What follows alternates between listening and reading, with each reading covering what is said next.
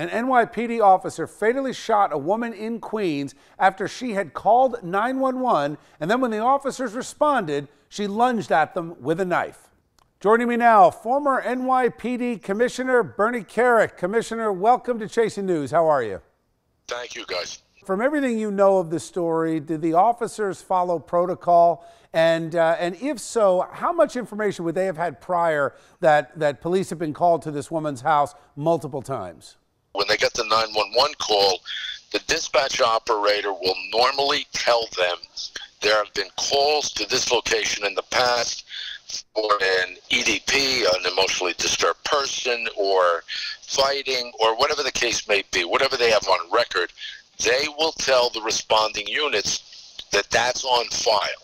Now, from a public perspective, what happens to the officers after they're involved with a deadly shooting? First and foremost, there's an internal investigation by the NYPD. There's also a parallel grand jury investigation. The DA's office will conduct a homicide investigation to see if there was a justified use of force. Their weapons will be removed.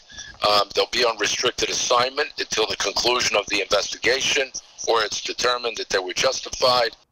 Bernie, let me ask you, does this sound like, and again, I understand it's speculation, but just from your experience, does this, on the surface at least, appear to be the possibility of a suicide by cop?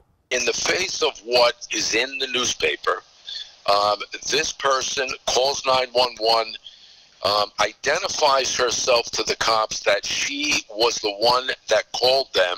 They get into the house, and then she allegedly charges them with a knife in her hand. That sounds like suicide by cop. All right, Commissioner, thanks for joining me. Always good to talk to you. Thank you, sir. Let's bring back our 8+ panel for tonight's show. We're joined by Republican strategist Allison Young and Democratic strategist Bill Caruso. Bill, I'm going to start with you. You heard former Commissioner Bernie Kerik say it. Sounds like, from all the reports, suicide by cop.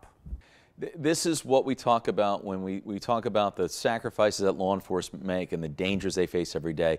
They don't know from one minute to the next what danger they're walking into. They responded to a potential armed robbery, and literally the person that called them is the armed robber standing behind them. It's something out of a movie, Bill. It's absolutely amazing. Allison, do you think there's a difference in what you'll hear as far as the aftershock of something like this? There'll be an investigation. They'll have to turn their guns in for a while. All that will happen. If the victim here, or I should say if the perpetrator here, really both, were a person of color?